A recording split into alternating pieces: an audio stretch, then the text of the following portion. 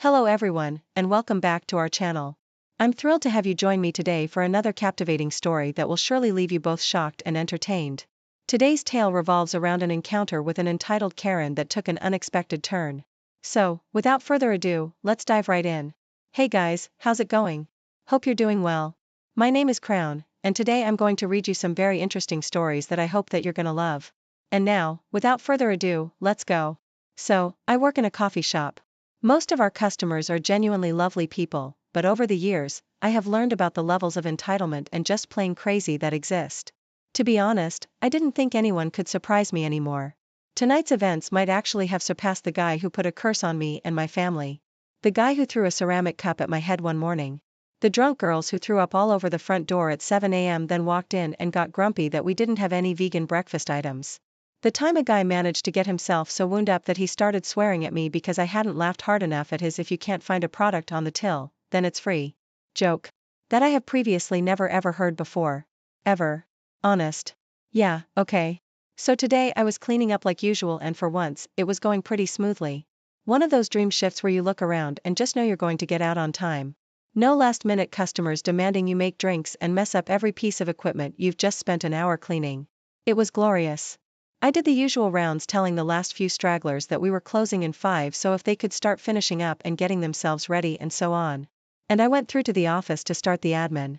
Now, one thing you need to know is our company policy states that you can't take the till off and count it until the doors are locked. Obviously, you can't lock the doors until all the customers have left. And this is usually not a problem. So I came back through to lock the doors and there she is. Let's call her Karen, okay? Karen is standing near the front door and emptying out the entire contents of her purse and pram all over a table. I looked at the girl who I was working with and raised an eyebrow. She's working with me long enough to recognize the what the hell is going on look. Apparently, Karen had lost an earbud. Great.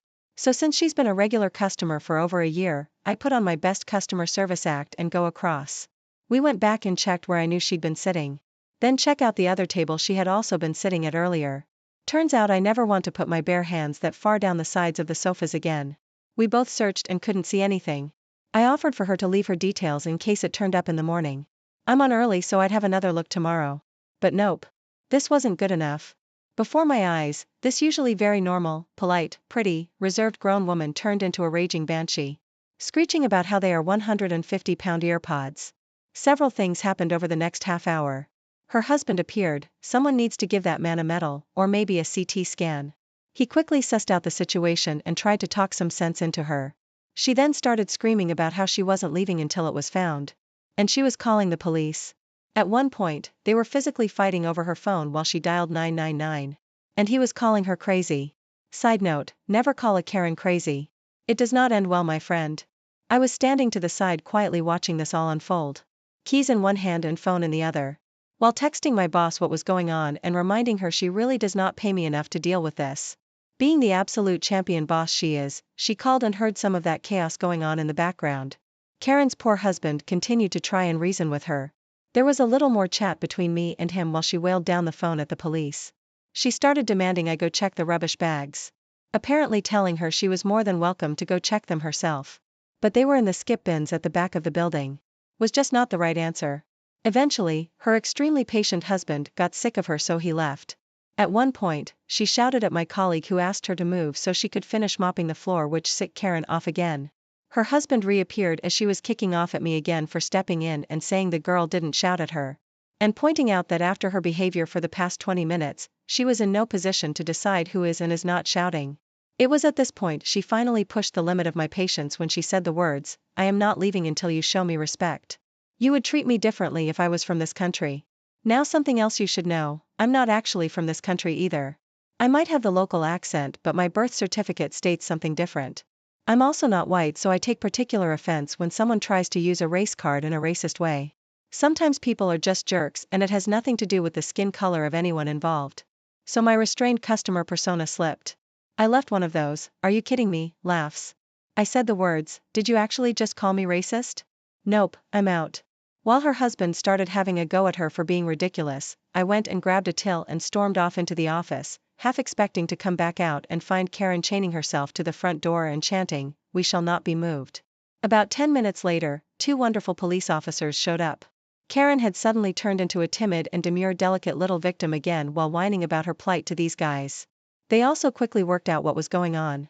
Apparently the call they got had said it was a domestic incident. It was clearly not a domestic incident. They spent 5 minutes searching the same areas and also found no AirPod in sight and suggested she leave her contact details for us to call her if it turned up in the morning. Karen thought this was a great idea. I pointed to the counter and said the pen and paper were still sitting there from when we offered that same thing an hour before. Granted it was a childish move, but after hearing the police officers ask him where her child was while she played with the AirPod, my last silver of understanding and patience evaporated. Turns out Karen had freely given her very expensive, arguably overpriced headphones to her 4-year-old child to play with, then flipped out and called the police when one went missing. Seriously, I can't even begin to explain how livid I was at this point. Needless to say, she was heavily scolded and warned by the police officers. She actually burst into tears and she is now barred from the premises by orders of my boss. Best boss ever. So, I've started to get into belly socks, butterfly knives, like a couple months ago. I love it very much and I have a couple of knives. I love to do it in public too, but when I'm around people I always use my crack racking version 2.5, basically a trainer knife so it doesn't have an edge. Today I was walking with my friends and I was playing with my trainer knife as usual, when a kid runs up to me. "Hi, what's that? Can I try it?" The kid was around like 9 or 10. "Sure, but do you have any of your parents here? Because I don't want to get in trouble." "Yeah, my mom is here." And he runs to his mother and comes back a couple of minutes later. "Mom, it's him. He has that thing." The kid was really excited at this point. "Can you show us some tricks please?" "Sure." So I started to do a couple of easier tricks like a thumb around. "Hey, put that knife away. You're gonna hurt us." "No, I can't do that, even if I wanted to. This is a training knife, so it's fully dull and doesn't have an edge." And then, I grabbed a blade. "Put that away or I'm going to call the police." "If you want to, you're going to be the only one who's in trouble." So we waited there until the police arrived. "Yep," she called him. "So, what seems to be the problem here? This young man has a knife and hurt us." Her kid says. "No, he didn't say anything wrong." The police officer turns to me. "Is that true? You've got a knife?"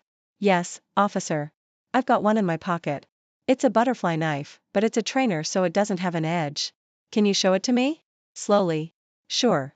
And I reached into my pocket and handed it to the officer by the blade. "So he sees it doesn't have an edge.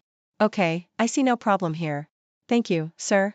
And he started to hand me my knife, but the entitled parent snapped it out of the officer's hand and decided, I don't know why, to slap the officer.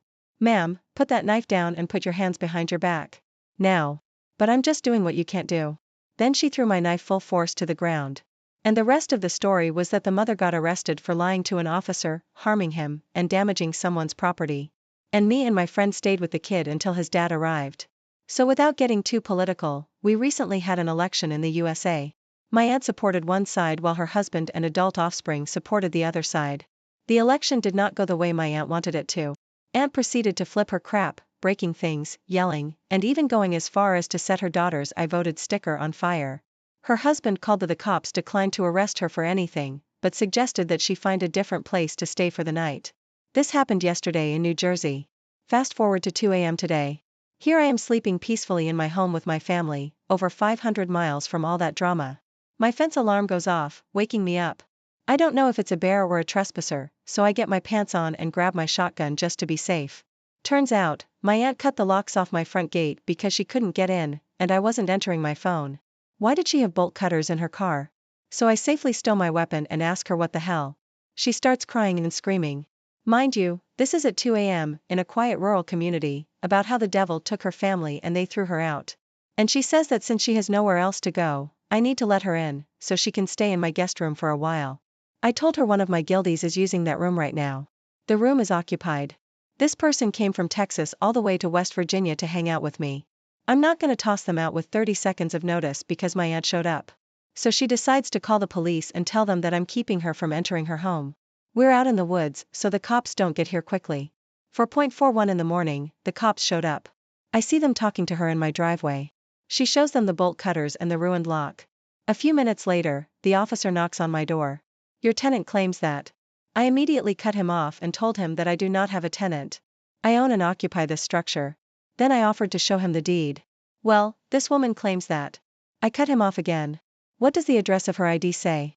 At this point, the cop is pissed at me. I can tell. So I try to de-escalate the situation.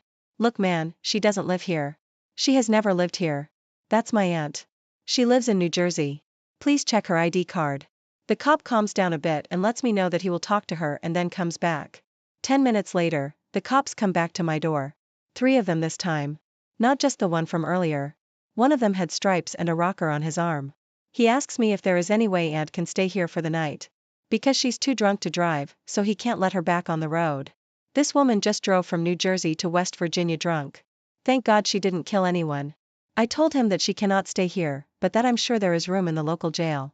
The cop asks me if she can just sleep in her car in my driveway and leave in the morning. I told him absolutely not. When she wakes up in the morning, I would just have to call him to get her off of my property, so that would solve nothing, and I ask him to remove her from my property. Long story short, her car got towed and she is in a drunk tank for the night. I was a witness to this a long time ago and the results were learned by word of mouth. Once upon a time, there was a kid. Let's call him Marco. Marco was your everyday kid. A little skinny. I remember him being slightly geeky and if you left your pins unattended, he'd disassemble them before you turned back around in your seat at times.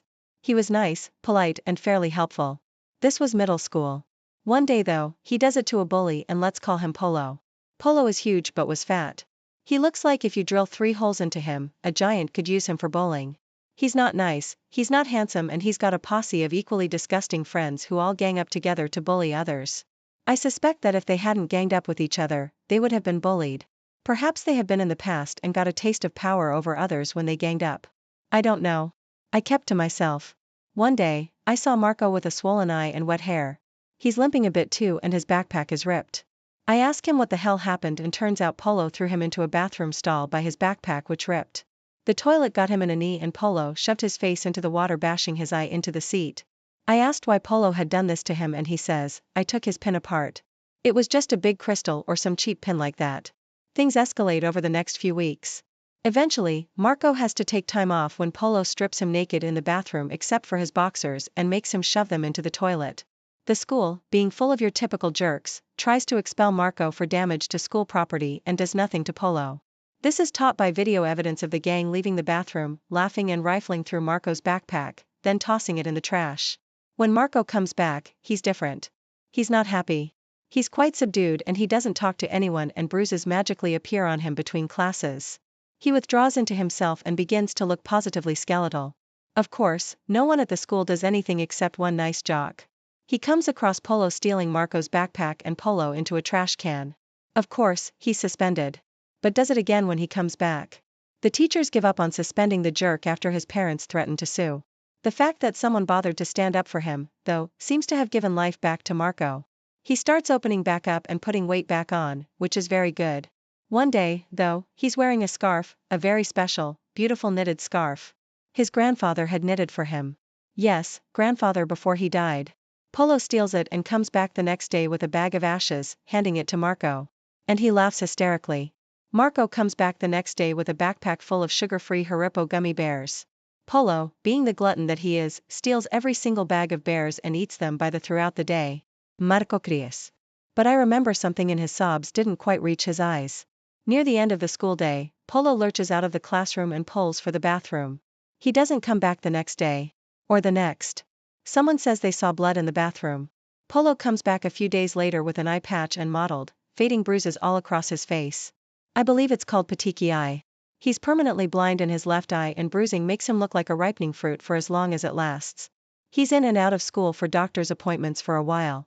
He did not mess with Marco again and instead became very introverted and quiet. The reports of blood in the toilet of the bathroom he went to were never confirmed. But it's quite likely. Thank you for watching and see you next time. If this story touched your heart, please give this video a thumbs up and share it with others who might need to hear it. Don't forget to subscribe to our channel and hit the bell icon so you never miss a new story. We'd love to hear your thoughts and experiences in the comments below. Thanks for watching, and stay tuned for more. Welcome back, everyone. Today, we're diving into a story that highlights the struggles of balancing generosity and dealing with the unreasonable demands of others. Imagine wanting to give your child a special gift, only to face unexpected obstacles from your ex's family. This is a gripping tale of a mother who wanted to surprise her son with a car for his birthday, but things took a shocking turn when her ex's family got involved. Let's unravel this nerve-wracking story titled, I wanted to buy my son a car for his birthday, but my ex's family made outrageous demands. Let's get started. I had my son way too young with my then boyfriend. We split up when he moved away for college and became an absent father when he returned for the summers. He became more active when he moved back after graduating, and we started doing 50-50 custody. I was 24 then and went to community college and got into sonography school, and I'm now an obstetric sonographer. During that time, it came out that my ex had never graduated and was in enormous debt from gambling during his time away. It explains why with a full-ride scholarship and a degree in a high-paying field, he was working at the mall. Once I got a job, I was able to upgrade my standard of living and provide a better life for me and my son. He's now nearly adult and entering senior year soon, and I want him to get a lovely gift to celebrate his birthday this summer. I asked him earlier this year when we talked about cars, what car he would want, and he said a 2023 Camry. While we're financially well off and don't struggle, I know he thinks buying a car is out of our budget, so he didn't suspect a thing. Here's the issue, I was speaking to my ex's sister, whom I am semi-close to, and I brought up the idea to her. She seemed excited, but then said I shouldn't. She said it makes her brother look bad since he doesn't have a car, and it would crush him to know that his son has a brand new paid-off car while he barely scrapes by. I told her that's not my issue and that it's not my fault he doesn't have his life together. He's 33 years old and still lives at home, doesn't have a car, and constantly switches retail jobs after spending weeks stretching out and watching orientation videos as long as he can. My son told me he recently spent almost 2 months watching Home Depot orientation videos and then quitting the first week on the floor. He doesn't want to work hard, so why should I feel bad? After a few days, she calls me and says she has an amazing compromise. She told my ex that I had planned to buy a special gift for my son this summer and asked if he was willing to pitch in. He offered $80, and she's going to add another $80 for a total of $160. Then we could tell our son we bought it together and he feels like his dad pitched in. This is for a $34,000 car. I told her no thanks, I have it covered, and she got upset and said that this could bring my son closer to his father, since they don't have much of a relationship, and not to be a selfish idiot. Ever since I said no, she called me twice, calling me an idiot and saying I should either let him chip in or not buy it at all. Am I the idiot? Ha ha ha, is she kidding? Not the idiot. So, she doesn't want her brother to feel bad that his son has a car and he doesn't? OMG, they need to grow up. He does not work to improve his life, it sounds like, and that's not for you or your son to feel bad about. And now they want to chip in a couple of $100s on a $34,000 car and try to make it sound like they bought it too? Please, your son is smart enough, he would see through that anyway. Also, if he isn't close to his son, that sounds like that's on him, as well. Good for you for working hard to give him a good life, you don't owe them anything. Yeah, $160, how generous of them. Has this man even paid child support all these years? Oh, he was just busy gambling. Dad can suck it up and reap what he's sown. His sister's crossing a major line, thinking that $160 is enough. If it was a difference of even $1,000 or $2,000, I'd maybe entertain it. But what they're proposing is insulting to the work you've put in. LMFAO, $80, we got a big spender for an ex. The gift that you worked hard for, not ex, not his sister, it's your moment with your son. If dad and sister-in-law want a moment, well, they can work for it, as you did. I say again, your son is a smart kid, he sees your ex lacking, he's not gonna believe for a minute that your ex significantly contributed to the car. Here's the other thing, say son believes ex paid for half, the ex could turn around and guilt the son into lending him the car, because he sacrificed so much to help pay for it. Go with the truth, it's the best option in the long run. Congratulations on your son's graduation, and tell your ex to buy some fuzzy dice or whatever, but remind your ex that these are a prop and he can't gamble with them. My wife is flying to see family for just 4 quick days this weekend, and the airport is 1 hour away. She returns back and lands at 10:30 a.m. on Independence Day. We have kids, and I want to take them to our town's wet parade and fun activities that morning for the celebration.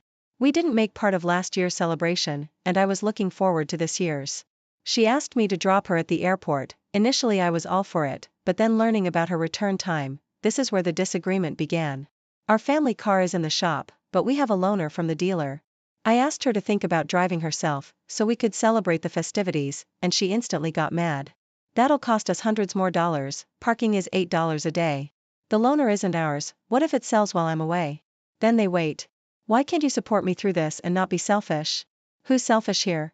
The festivities go on all day. I'm only asking for 2 hours, 9 to 3 p.m. is the duration of the festivities. These were some of the statements immediately made. She even said, my dad wouldn't hesitate to support his wife. I think her dad would shrug and say, just drive yourself. Am I the idiot, because I want to take the kids to our town's 4th of July celebrations, and would prefer my wife drive herself to and from the airport? Not the idiot. Airport pickup and drop off is a luxury, either my wife and I offer the other, if the stars align just right, otherwise we hire a cab. Loaners don't sell while they're being loaned. That's not how the process works. Parking wouldn't be hundreds of dollars, it would be $32. Having said that, you could pick her up by 11, be home by noon, and still attend the festivities for 3 hours, in ideal conditions. Barring any flight delays, traffic jams or small kids' meltdowns, there are a ton of things that can go wrong, especially with the kids in the car. Anyone with children knows that a 2-hour round trip on Google Maps doesn't equate to a 2-hour round trip in reality. It's unreasonable for the wife to make that demand, when she can just drive herself, with much less of an imposition on her time than it would be on his. I agree with every word. OP isn't some deadbeat dad, wanting to hang out with his buddies on the 4th. He wants to take the kids to a kid-centric event. I'm a mom, and if I were in this situation, I'd tell my husband, have fun, I'll try to join you when I get home. In my honest opinion, the wife's being extremely selfish, and not thinking of her kids, or her husband. The wife needs to suck it up and drive herself. Don't back down OP, you're the only one in this situation thinking of the kids. Take them to the parade, and have a great time. This is so stupid. My girlfriend thinks I'm an idiot, so I want some second opinions. We're both quite serious tea drinkers, being from the UK, at least 3 cups a day. I have mine with 1 spoon of sugar, she has no sugar. We've been dating for a year now. In the first month of dating, things were great, and she made my tea properly. Then she slowly started to forget, and made us both cups with no sugar. I gently reminded her that I like it with 1 sugar, but she wouldn't remember, and kept making me non-sweet tea. So I decided to just make both of our teas going forward throughout the day to save the hassle. However, lately, I've been tired of having to make all this tea, and I asked her if she could make me a cup once in a while. I don't think it's fair that I make her nice teas, and she can't return the favor. Today she made me tea with no sugar, once again, and I got fed up and asked her why she doesn't add sugar to mine. It feels deliberate, to which she told me she forgets, and that's just how she does it, and I can add my own sugar after. So I said that wasn't the point, and moving forward, until she can make my tea nicely, and take my taste into account, I will no longer be making her tea. I remember her little dietary quirks, and it just feels off that she won't remember this for me. She says it's stupid for me to go on strike about making her tea, and I'm weaponizing it, and it takes 2 minutes. However, I'm tired of making her perfect tea, while she doesn't even put any effort into mine. Am I the idiot? People are gonna get onto you with, it's just sugar, but I get your point. It's the effort. You take the time to remember what she likes, and do that if you're making for both of you, and she doesn't return the favor. It feels lopsided to you, hence the question, you are not the idiot. Exactly, they've been dating for a year now. It's not like it's some complicated Starbucks order. It's 1 spoon of sugar.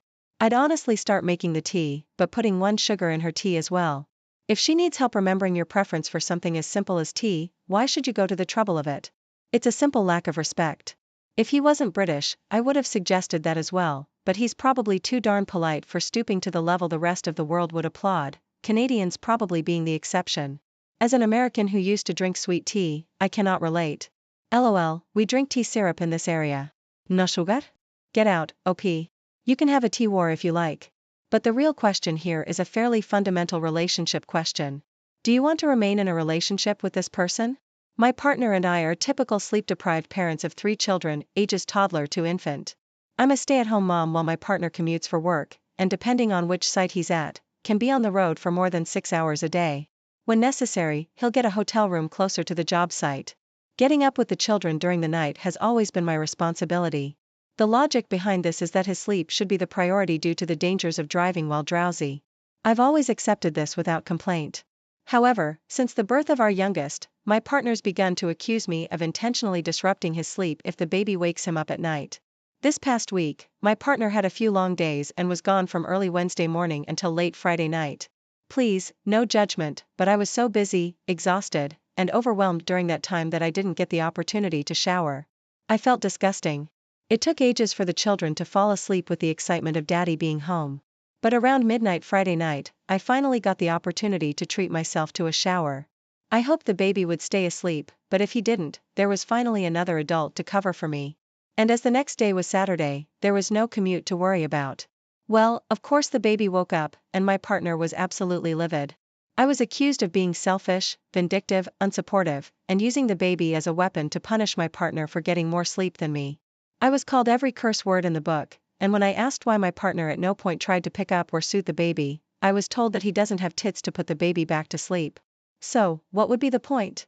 At first, I was equally angry at my partner for choosing to lash out at me instead of caring for the baby. However, now that I've calmed down, I've started worrying that I was wrong. While my partner's accusations were wildly off base, I may have been an idiot to just assume it would be okay for the baby to wake him, especially when the baby's nighttime care has historically been my responsibility. So, am I the idiot for assuming it would be okay to let the baby wake up my partner because I desperately needed a shower? Not the idiot. Even though you're a stay-at-home mom, that doesn't mean you're the only one with parental responsibilities. Letting your partner sleep while you care for the baby at night so he's not driving drowsy is a fine concept, but that doesn't mean he doesn't have to do anything ever at nighttime. And the fact that it was a night when he didn't have to drive the next day is the icing on the cake. Taking a shower for the first time in several days while there's another adult around is not a selfish act or weaponizing your baby. It's basic human hygiene that you shouldn't have to apologize for. Tell your partner it's time to start being a parent. How would he do this without tits? It's common knowledge that women change diapers with their tits. I'd go so far as to call it weaponized incompetence. Sure, he doesn't have breasts, but sticking the baby on the boob isn't the only way to get them back to sleep. And even if it was, does he still not have a responsibility to at least comfort his child until the mom returns to feed the baby? Come on now, stop acting like you're helpless in this situation.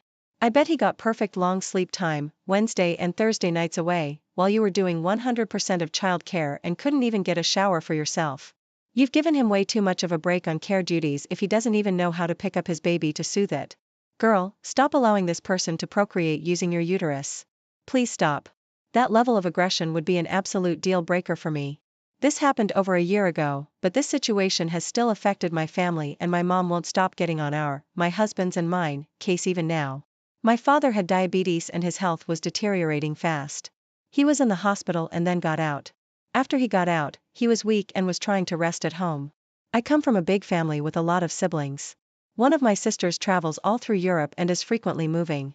I'm in the US and I haven't been back to Europe in over a decade, but I talk a lot on the phone with them.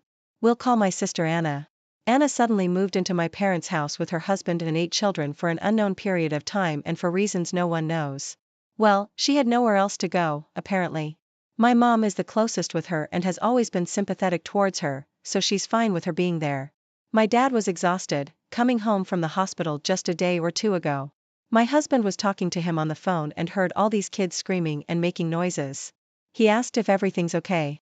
My father just said he's tired, overwhelmed, can't take it anymore and just wants to rest. My dad talks to my brother who lives there and talks about the environment in the house. My brother said it was a disaster and pretty noisy since the kids were running everywhere. My mom, however, said that it's not a big deal and not that noisy. Well, we all just had a feeling my dad was going to die any day now and these were his last months alive. My husband and I felt bad for my dad and thought he deserved peace in his last moments. My husband asked to speak to my mother and she said, no, not now. So my husband asked to speak to Anna's husband.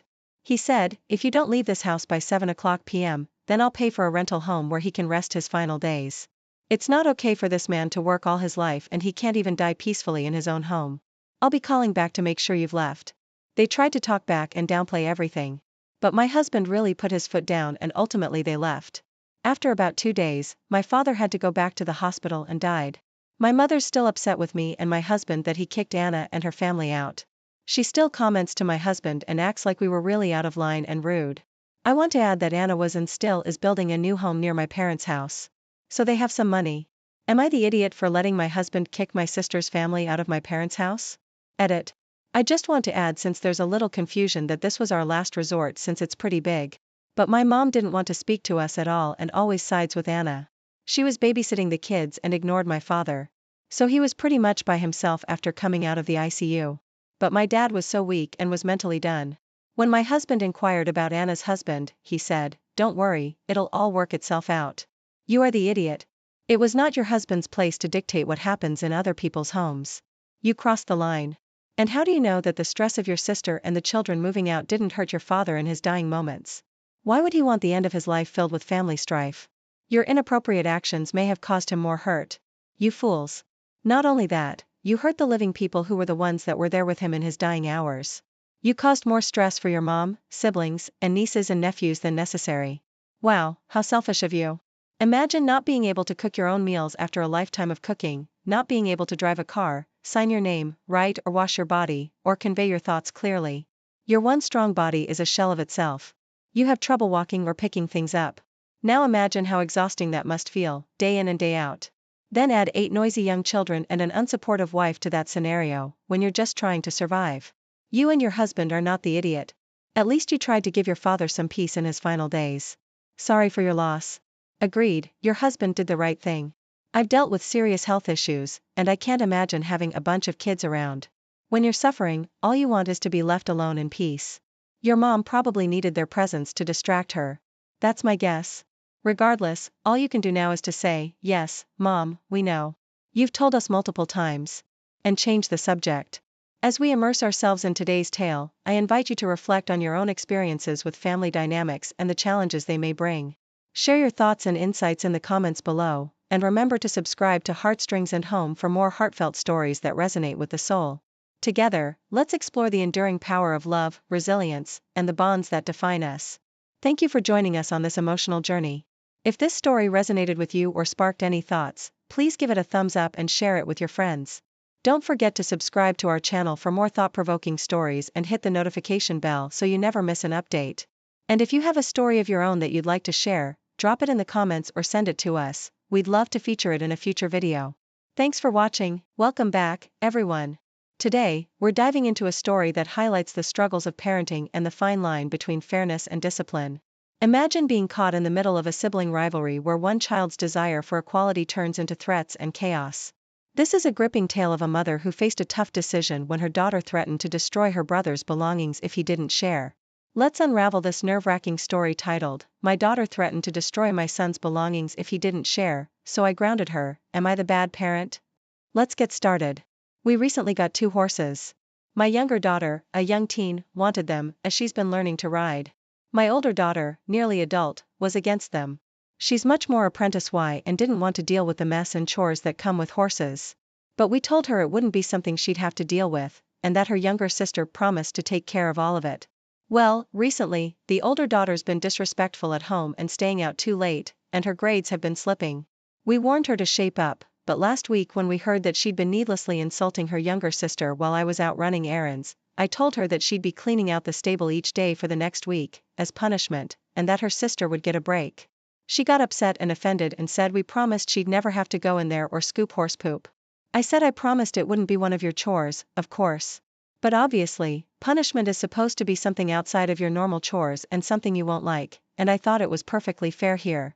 She's been doing it for 3 days now, but seems very resentful of our broken promise, acting very disgusted, and keeps begging to get out of the rest of it. But I said I thought it was fair, and she was overreacting. Am I the idiot? You are the idiot.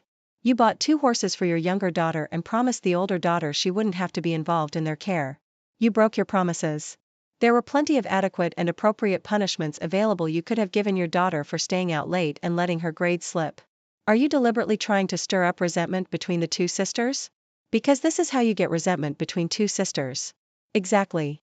Horses are a pretty big gift. Does your oldest child get the same treatment as your youngest child? It could be resentment building up and causing her to act out, and being forced to take care of her sister's huge gift will only worsen the resentment. I was wondering the same. Horses are a huge gift. After the purchase price, there's still upkeep, vet bills, farriers, tech, and food, and not just 1 horse, but 2. My child used to ride, and even leasing a horse cost a small fortune, but buying 2? OP, have you given the older daughter a comparable gift? This whole story reeks of favoritism. I bet money the older one hasn't gotten anything but increased chores, so the precious perfect golden child doesn't have a thing to do. And I need more information about who said she's been needlessly insulting to her younger sister. Was it the younger sister tattling? And what is needlessly insulting? Is there such a thing as needfully insulting? And isn't that part of sibling squabbles, being needlessly insulting? And I'm sorry should suffice for that indiscretion, in my honest opinion. Your oldest daughter isn't the golden child, obviously, so you want her to be Cinderella. I, 28 male, have this friend, Charlotte, 29 female. Charlotte and I go way back. We were at a bar one night, and we just happened to get into a small argument about something personal. So, we spent a few minutes just bitterly drinking, and not talking to each other, when this weird guy walked up between us and started saying awful things to her. Charlotte kept glancing at me, and by the expression on her face, I could tell that she was completely frozen and wanted me to help her out. However, I was still bitter about our little disagreement, so I turned away from her, pulled out my phone, and surfed the web. That guy talked to Charlotte for about 5 minutes and said the weirdest stuff. I couldn't help but glance back at Charlotte, and it looked like she was almost about to burst into tears. I decided that enough was enough, and I told the guy to take a hike. We got into a verbal fight, but the guy eventually left. Once we were sure that the guy had left for good, and he wasn't just standing around waiting outside, I walked Charlotte back home. She just said passive-aggressive stuff like, "I hope you enjoyed yourself, and it's a good thing you took your sweet time." When we returned to her apartment, she was still angry at me. Am I the idiot? Oh God, you are the idiot. You held so much power in this situation, and you decided to use it to let your friend remain terrified. You intentionally used this to hurt her, not just petty normal fighting, but to allow someone else to abuse her actively. This could have put her in danger, and she knew that. She knew that you were okay with her being verbally abused while you actively decided not to help. Yeah, you are the idiot. I cannot say enough times, you are the idiot. When a woman gives you the pleading, "Get me out of here" stare, you do it, period, no matter how upset you are with her at the moment. The instant a creep harasses her, and she signals you, you help. Heck, even if you don't know her, and she's being clearly harassed, step in. This is how bad things happen, because no one steps in. The actual heck, dude, did you really need the whole internet to tell you you're the idiot here? You're her friend, and you just watched that happen, and listened? I dealt your friends much longer. I hope your mild argument with Charlotte was worth losing a friendship over. You broke so many friend codes by doing that. Who needs enemies with a friend like you? My daughter, kindergartner, has some severe food intolerances. Eating the wrong thing frequently ends in a hospital visit. She has snack time at school, where the kids bring in their own snacks. I found a really fun snack for her online that she can actually eat, and I've been sending that in with her for months. On Tuesday, when I opened her bag, I found that the snack was there untouched, so I asked her why. She told me it was too tough for her to open. I asked her about the previous weeks, and she told me that her teacher used to help her, but doesn't anymore. I encouraged her to ask her teacher the next day. The next day, the snack was still unopened, and when I asked her about it, she told me that the teacher told her she needed to learn to open her snacks at snack time all by herself. So, I sent the teacher an email explaining that the snack is quite tough to open, even for adults sometimes, and that it would be super helpful if she could help my daughter open her snack when she's unable to do so. Otherwise, she has an 8-hour school day with only her lunchtime to eat. I was nice about it, but you better believe it did make me a bit angry that she'd rather let a kid go without a snack while all the other kids ate one than help a young child open a snack. I picked her up on Thursday, and she still had an unopened snack. At this point, I called the teacher to ask what was going on, and she said that their goal for the last few months of kindergarten was to promote independence, and that she couldn't do that if they had to hold the kid's hand at every turn. She said it might help if I sent my kid in with a normal snack instead of such a bizarre, difficult to open one. She's very aware of my daughter's food intolerances. At this point, I politely thanked her and called the principal, asking him to move my daughter to a different classroom. I said that it was very inappropriate to emphasize that my daughter's snacks weren't normal enough, given that she could not live a normal life. I wish I could give her some Cheetos or a pack of cookies like the other kids get, but I can't, and I just wanted my daughter to have something a little bit more fun when all the other kids were eating those things. She moved rooms, but her previous teacher sent me a message about how I've really made things difficult over a snack. Apparently, they've started an investigation and are monitoring how she interacts with the kids. 2 of the moms that she knows better than me commented in the moms group chat that the way the teacher was treated in regards to this is completely unfair, and that a child's food issue shouldn't be their teacher's issue to deal with. So, am I the idiot? Should I just send in a different snack? Edit. I asked a couple of times why I can't open the snack before school. For some reason, the school policy is that the snack has to be a single-serve item in a sealed package and not in a Tupperware container, and it won't allow repackaging. Also, kindergartners are not allowed to carry scissors, no exceptions. Not the idiot.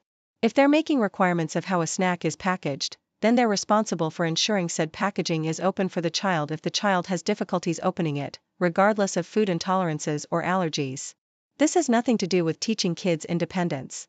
Yeah, I don't think letting a kid miss out on the snack time that everyone else gets when her mother gets her a snack that agrees with the school policy teaches anything other than discouraging her from asking for help in the future. This teacher sounds lazy or entitled. I can't believe some parents are taking her side. Also, for the teacher to contact you afterward and complain about your concerns was really unprofessional. I teach high school students who need help with opening stuff sometimes or fixing things, and sometimes I ask them for help too. While I understand the need for teaching independence, I feel like this was a weird hill to die on due to dietary restrictions.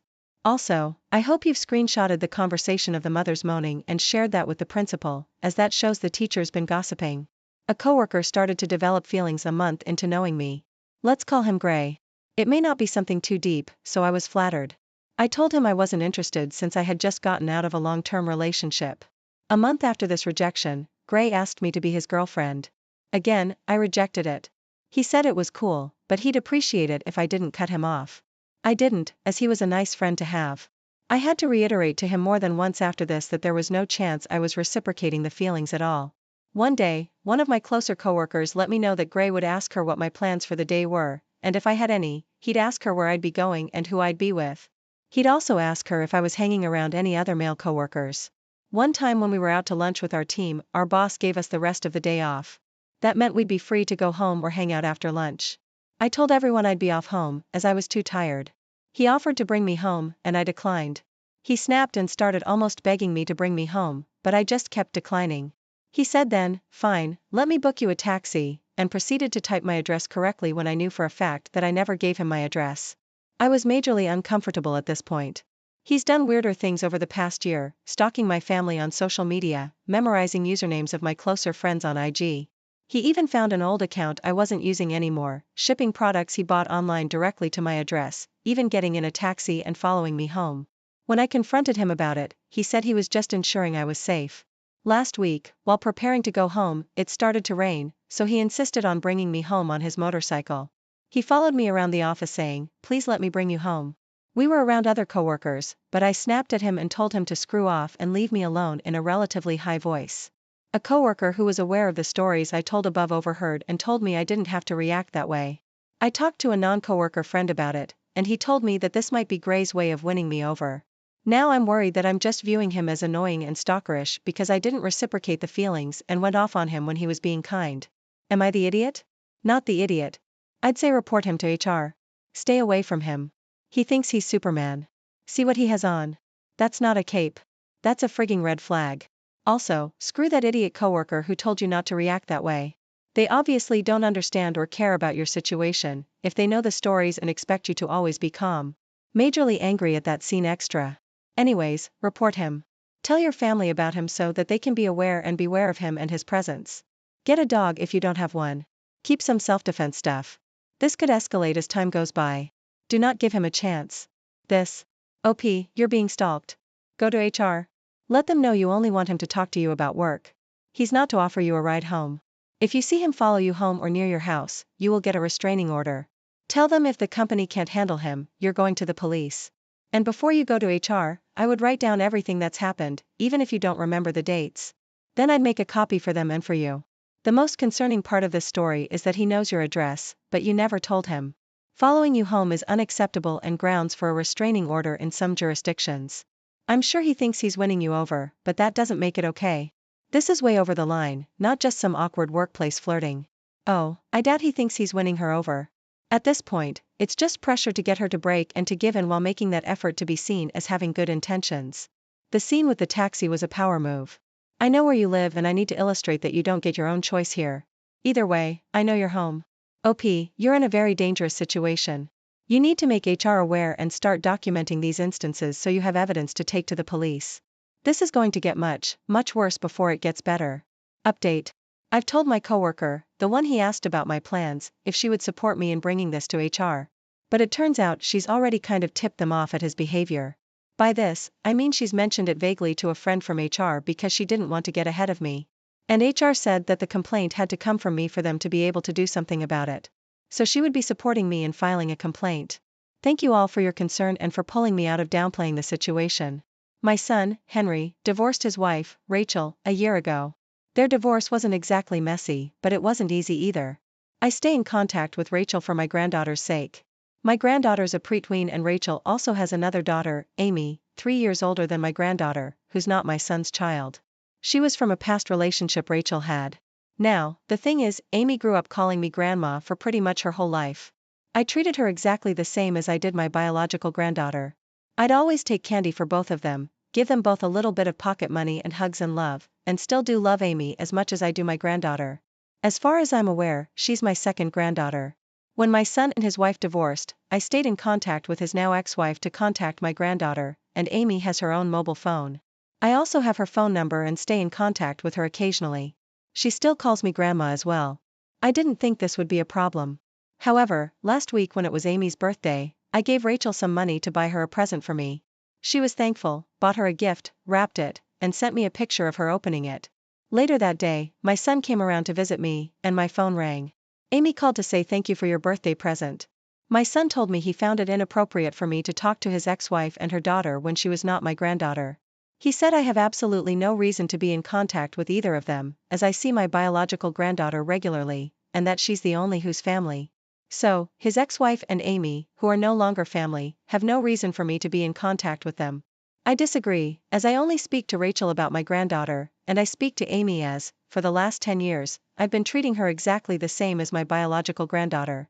It would be unfair now to no longer have contact with her, after so long. Am I the idiot for staying in contact with them both? I don't feel like I'm doing anything wrong. I never discuss my son with either of them. I simply check in and see how they are. Not the idiot. He's been in this girl's life for 10 years, and he's not staying in touch, and doesn't seem to care or worry about her. That should be the issue here. Be careful he doesn't decide to not let you see your other granddaughter, just because he doesn't agree with you. Your son is a major idiot though. Amy's been a significant part of your lives for 10 years, and your son is upset that you still talk to her, and treat her with kindness, instead of dropping her out of your life entirely, as though she doesn't matter at all. Is he demanding you do that to a literal child? No wonder his wife divorced him. What a selfish, spiteful idiot. Agree. That's a lot of time to form a bond beyond a casual relationship. Your son is selfish, thinking his anger towards his ex is more important than your love for the children. He cannot tell you to change your priorities. I understand that your son is hurting, but you're only demonstrating love for the kids. Once again, the father's in the movie clueless. You divorce wives, not children. Grandma gets it, but dad does not. Grandma, carry on. Family's not necessarily defined by blood. If you and Amy believe you're grandma and granddaughter, then you are. Don't let anyone say otherwise. Thank you for joining us on this emotional journey. If this story resonated with you or sparked any thoughts, please give it a thumbs up and share it with your friends. Don't forget to subscribe to our channel for more thought-provoking stories and hit the notification bell so you never miss an update. And if you have a story of your own that you'd like to share, drop it in the comments or send it to us. We'd love to feature it in a future video. Thanks for watching. Welcome back to the channel, dear listeners.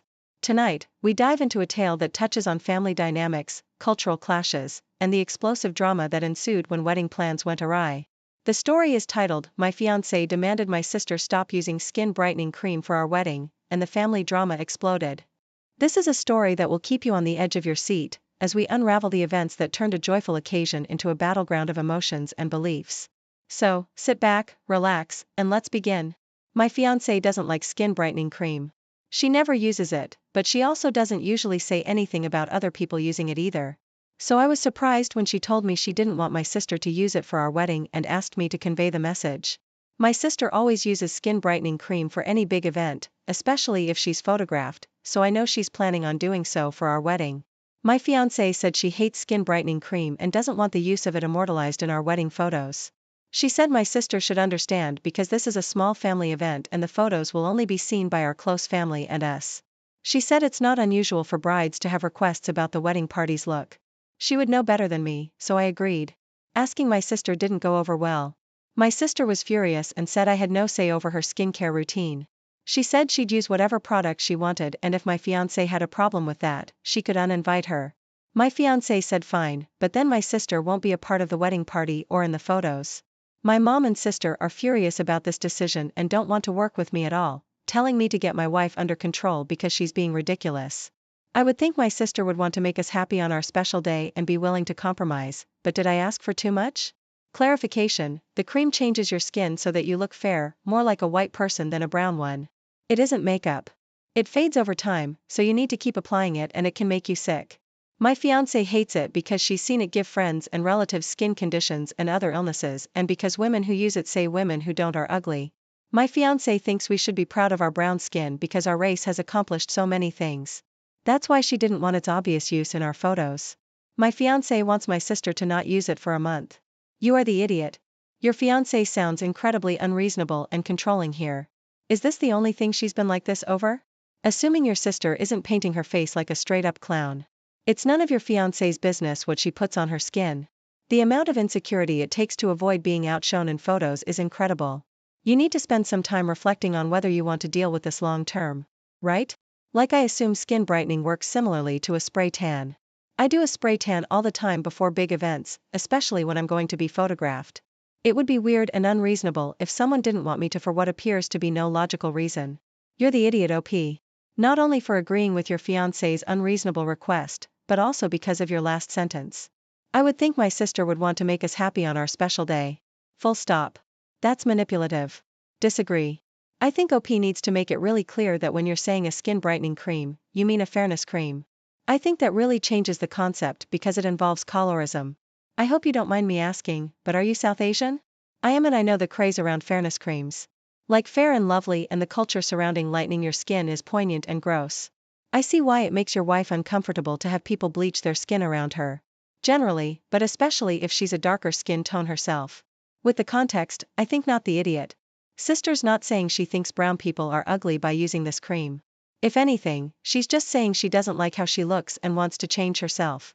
If a natural brunette lady dyes her hair because she doesn't like herself brunette, that's not some huge message that she thinks all brunettes are ugly. I'm going to treat this as any other moral choice, e.g. veganism. It's one thing to choose a life for yourself and another to force it on others. OP, you are the idiot. Update, after talking to my fiancé, we've decided to just uninvite my sister. Her beliefs are our own and not really any of our business. But why would we want someone who thinks women who look like my fiancé are ugly to be at our wedding? It just doesn't make sense. I always saw it as a personal choice, but it's more than that. By using that cream, my sister's saying to the world that she thinks brown women are ugly. And while that's sad for her because she is one, it isn't my fiancé's problem to deal with. So we just won't have her there. No one should be told on their wedding day that they're ugly. I was with my ex for about 7 years, never married, and we lived together for the last 4. We broke up 3 years ago. She has a 21-year-old son, Shane, who's now going to college in a town I've since moved to that his parents don't live in, about a 6 hours drive. We've moderately kept in touch since the breakup, mostly just when he reaches out to me. I would have preferred a clean break from both him and his mom, but I have a hard time totally shutting people out. I've not seen Shane in person since he was 18. Anyway, I got married last year and welcomed my first child a few months ago. This will be my first Christmas with my wife and child. Shane was going to visit where his mom lives now for Christmas, but due to a pending storm, it's uncertain if he will be able to travel there. He called me last night and asked if he could spend Christmas with me. I definitely got caught off guard and told him while it was good to hear from him, it'll be my first Christmas as a whole family and I would prefer to keep it to just us and maybe her parents who will stop by later. Shane was very upset and told me I was replacing him. I tried to reason with him that this happens when adults move on. I said we could still keep in touch, but I wanted Christmas just with my family since it's our first one. He hung up and then later sent me a long text saying some not super nice things. My wife is glad I said no, but at the same time says she empathizes with how he feels and I should apologize but not necessarily have him over. But she would support me if that's what I want. Am I the idiot for not wanting him to come over for Christmas? Edit. Shane's father is active in his life. He's just out of town. I had only met Shane a few times until he moved in during his high school years. He was very active in sports and extracurriculars, so he wasn't actually home that much for us to spend time together. Their moving in was supposed to be temporary after his mom got laid off and it dragged into their staying longer. His mother was very adamant that Shane had a father and she didn't want me to attempt to parent her kid. While he lived at my house, he was basically an adult roommate. We got along well, but it was never a father-son type relationship. Yikes, dude. You are the idiot. He was your stepkid for basically 7 years. He's stranded for Christmas. Would it seriously hurt you if he came for Christmas? I'm grossed out by this, not gonna lie. If virtually anyone with whom I have a stable relationship asked if they could come to my house for Christmas, I would say yes because it's Christmas. So you're obligated to keep in touch with someone for the rest of your life? Just because you were around for their formative years? I think it's highly inappropriate to keep in touch with the children of your exes, especially if you don't have an emotional attachment to them. You can't keep staying in their lives just to spare their feelings. Opie has his own feelings and the feelings of his own family. The young man mentioned in the story has a father, so it's not even like Opie was his only father figure. Disagree. Opie's an idiot. You either make a clean break or you let him be part of the family. You basically choose neither, and this is why you have this issue. You should have told him you were no longer a part of the family as soon as you signed those divorce papers. It still would have hurt a lot, but that's the proper way of doing things. Not just because it's inconvenient for you now. The only good thing is he's an adult now, and this will give you the clean break you wanted. Even if it was the absolute worst way to do it. I, 24, female, live with my girlfriend, 25, and a roommate, 23, female. We share a 2-bedroom apartment and have lived together for 2 years now. Up until now, we've gotten along pretty well. My roommate has an elderly cat. The cat is honestly kind of mean. She doesn't like my girlfriend or me and will run away if we try to pet her or pick her up. So we just avoid each other. My roommate asked if we had cats before moving in because she said her cat doesn't like other cats. We didn't have any pets at the time, so it worked out. However, we did tell her that we might want one someday, to which she said we'd have to revisit the issue if it came up. Well, my girlfriend and I have gotten to a place where we really want our own pet. We saw a kitten at the shelter and fell in love with him. We got the okay from the landlord and brought him home last week. His name is Banana Pudding. Our roommate is furious with us. She told us that we were aware that her cat doesn't like other cats. I told her honestly that it was unfair of us to tiptoe around her cat and that we were allowed to have our own pets as long as the landlord was okay with it, which he is. She couldn't expect us to never get a pet or to cater to her cat's needs 24/7.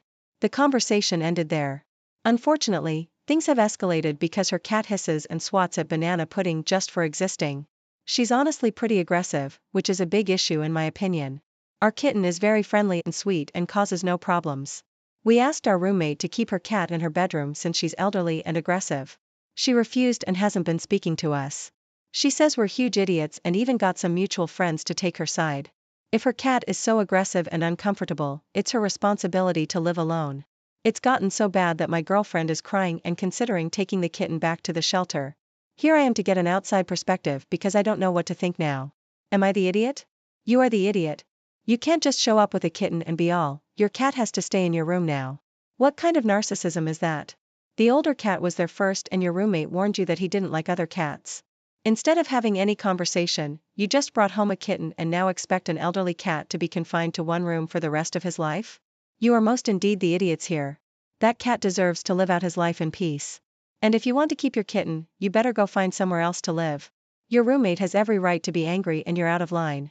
Also, you're an idiot for not properly introducing the kitten to another cat and vice versa, which could be a large part of the problem. And the spontaneous adoption, they sound so immature. The older cat is not mean just because it doesn't like to be picked up or petted by you. It's a pet with its own preferences. Which is completely normal. You're not a good pet owner. His name is Banana Pudding. It sounds like you wanted a cuddly toy because it's cute. Both cats are living beings with emotions and territory. This place is their home, which you've turned into a place of stress and danger for both of them. Oh, and when Banana Pudding loses an eye, you have no one to blame but yourself since you put that poor kitten in that situation. Same with the elderly cat. It deserves to roam too. Update. My roommate and I have talked. I apologized to her for being selfish and ignorant and for putting her cat in an uncomfortable situation. She forgave me and said she'd be happy to help do a proper introduction between the kitties. She said that if we do things slowly and carefully, her cat might be able to accept Banana Pudding. For now, our kitten will be staying in our room for the introduction process. She also taught me a little about cat body language and guys, her cat came and sat in my lap. She even purred. My roommate is a very kind and forgiving person and I'm very thankful that she chose to forgive me after I was such a huge idiot to her. I think things are going to work out. Thanks everyone for your advice and criticism. My boyfriend, 33, and I, 29, female, have been living together for the last year and a half, together for 2.5. A few months ago, my boyfriend had his blood pressure measured and it came back ever so slightly high. He's a very healthy weight for his height, tall and thin, but muscly from work as a diesel mechanic. But high blood pressure is no joke, so he decided to try to clean up his diet a little. I do 90% of the cooking at home. By choice, he does dishes and vacuums, so this isn't an issue. And I genuinely cook on the healthier side. I'm only 5 feet 3 inches and slim and athletic, so I focus a lot on healthy proteins. So we eat a lot of proteins and veggies and I like to play around with different sauces and things to make it interesting. I feel like the meals I make set a strong foundation for an overall healthy lifestyle. My boyfriend loves my cooking and always brags to his friends about what we eat. Suddenly, my boyfriend decided he doesn't want to eat salt in the things we eat at home, at all. I can't work with that. We've never used salt excessively in our diet, so asking me to cut a healthy amount from our meals just seems ridiculous. I do too much cardio and strength training and don't want to have a sodium deficiency, because my boyfriend suddenly decided we can't have salt in breakfast or dinner, meals we eat together. I brought that up to him and he suggested salting my food separately, which, fine, but we all know it doesn't taste the same. Cooking our food in separate pots or for me to supplement in other ways, like Gatorade. This is where the issue comes in. I would be perfectly happy to make these accommodations if I felt like it would actually help, but he's constantly snacking on high-sodium snacks, like chips and pretzels and frozen egg rolls, and I just feel like it's unfair to ask me to change how I salt our food, before working on cutting out some of his unhealthy eating choices.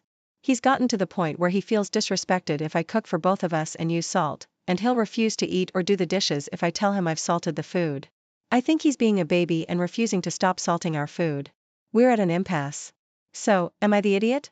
I feel like the salt content in our food is not going to be the change he needs to reduce his sodium content, because he's snacking around 6 to 8 times a day. Not the idiot. Pretzels? Come on, man. It's a little salt block. A delicious salt block, but still. The high sodium snacks are the issue, not your cooking. My dad developed high cholesterol when I was a kid and was told to cut out red meat. So, the whole family cut out what little red meat we were eating. Lo and behold, we discover that dad's just eating red meat for lunch at work instead. So, that was the ends of the whole family making the change, because why should we, when he won't help himself? Pretty sure an actual salt lick has less sodium than frozen egg rolls. He just needs to cut the junk food first. A woman in my family went through this. She changed the meals for the whole household and started packing the guy lunches that fit with the dietary recommendations. Went to a lot of effort and expense, getting all their food in line with the doctor's orders. No one was happy about it, but it was necessary for this guy's health. One day she went out to his car to get something and noticed a bad odor. So, she opened the trunk and discovered he'd been dumping his lunch bags in there every day. When confronted, he confessed he's been going out and eating lunch and would have a big satisfying meal, so he didn't have to eat much of the healthy food at dinner either. Basically, it sounds like your boyfriend is saying that he wants to put all the work for this on you instead of him. Make him cook his own dinners. He's eating salty snacks and complaining about your cooking. He can take care of himself. When he cuts out the healthy snacks, you'll resume cooking with compromise. I, 23 female, went shopping a few days ago and my fiancé wasn't supposed to be there, but he kept insisting we had things to talk about, so we showed up. When I was going to pay for my items, he gave me his card and told me that he would take care of it from now on and I shouldn't spend my dad's money anymore. Things are rocky between my fiancé and dad, which is why I think he said it, but the entire thing rubbed me the wrong way. I pushed his hand away and told him I didn't need him to pay for my things, but he ignored me and paid anyway. I was mad, so I asked him what he was doing and told him to stop being an idiot. He told me I was welcome and to stop making a scene. I kept bringing it up and telling him he was being an idiot, so now he's annoyed at me and saying things like I need to get used to not living under my dad's thumb anymore. Am I the idiot? Not the idiot. Hate to break it to you, but your fiancé thinks of you as a possession, not a person. He wants to ensure that you know you belong to him, not your father. If you don't like that feeling, try paying for your own things occasionally. I encourage you to seek financial independence. Are you sure you want to be engaged to a guy who needs to be right and in charge, to the point that his power plays steamroll right over you? I find it disturbing that he said he would take care of it from now on. Does he expect you to be totally financially dependent on him and unable to take care of yourself so you can never leave? Is he trying to isolate you from your family? Red flags. Yeah, your fiancé sounds overbearing and controlling. Why is he insisting on joining you when you said you wanted to shop alone?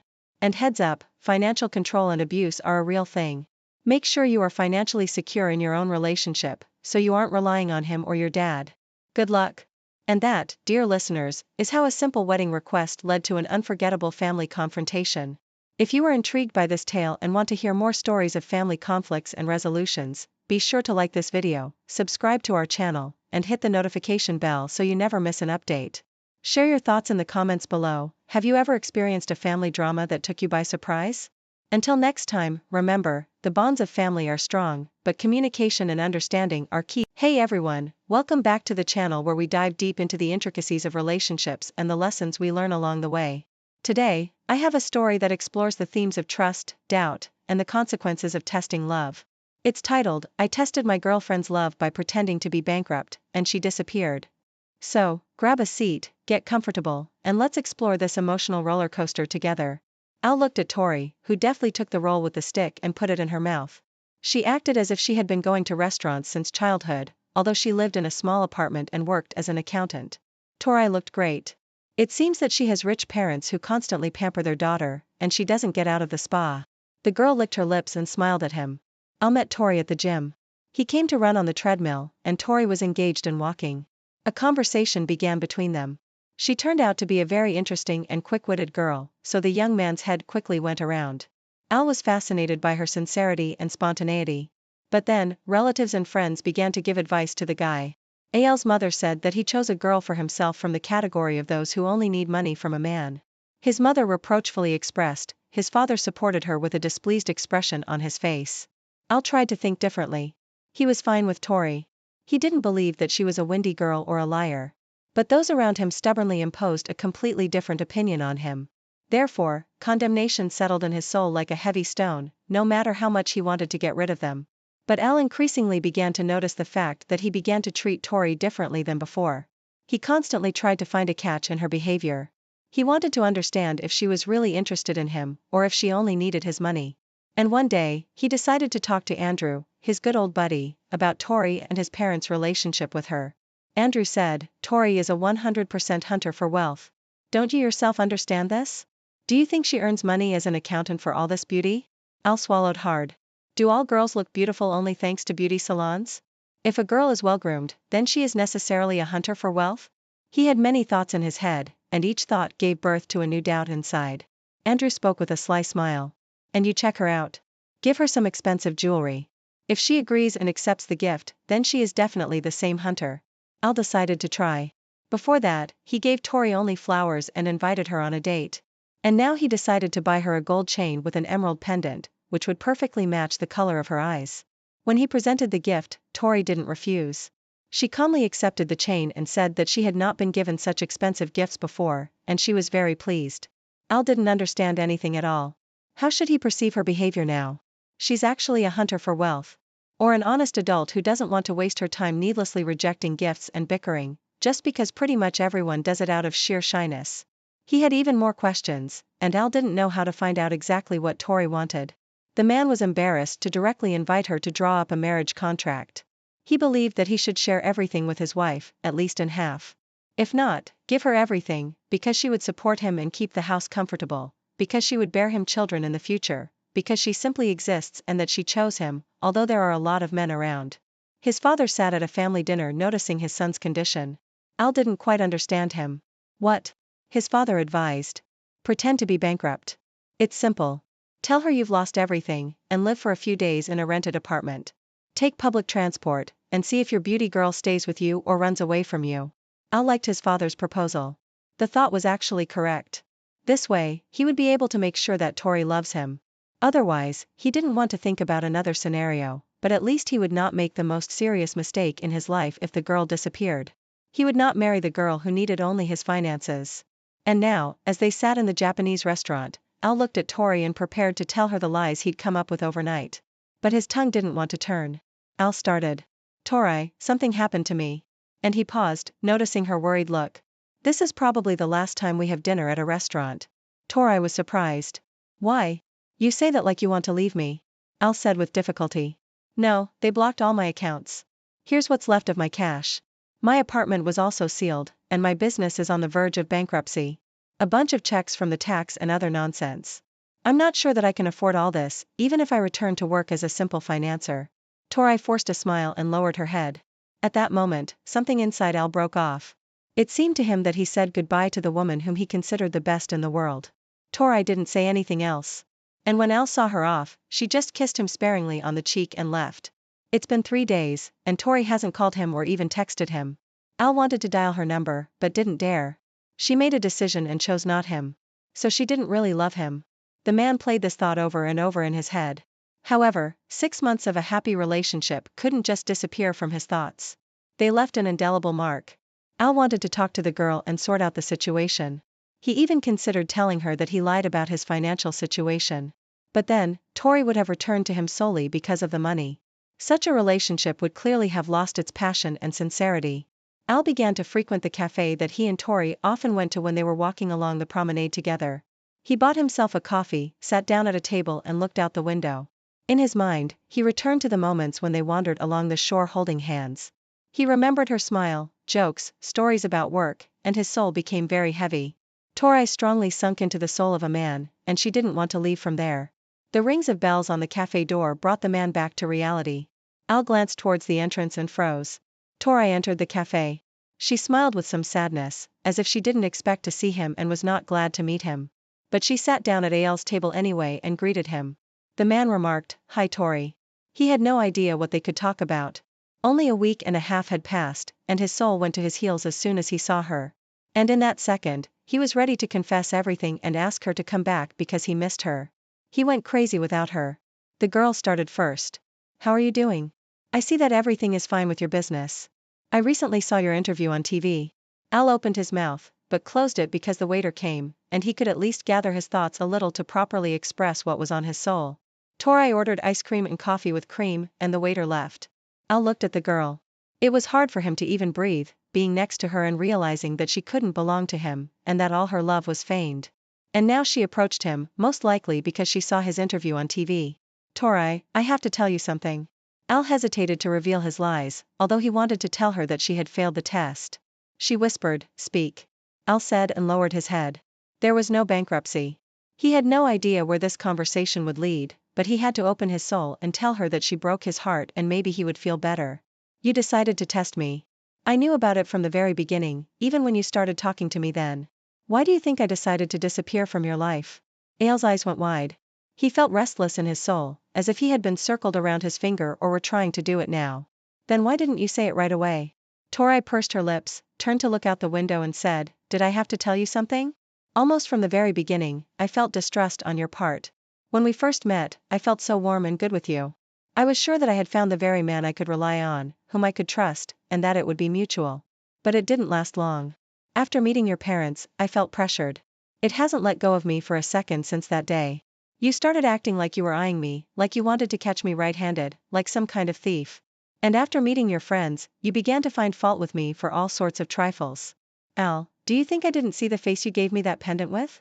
Tori touched her fingers to the chain that hung around her neck, and then she unfastened the clasp. She took off the chain with the pendant and placed it in front of the man.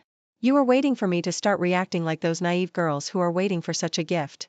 But when they receive it, they begin to pretend that it's so unexpected. You and I are both adults. Why did you have to arrange this test for me? Why didn't you trust me? Why do you doubt me? Didn't you feel my sincerity and love?" Al had nothing to say. His temples throbbed and all the words were scattered in different directions. There was a void in his head. That's why Tori looked at him with such sadness then. She knew everything. She felt.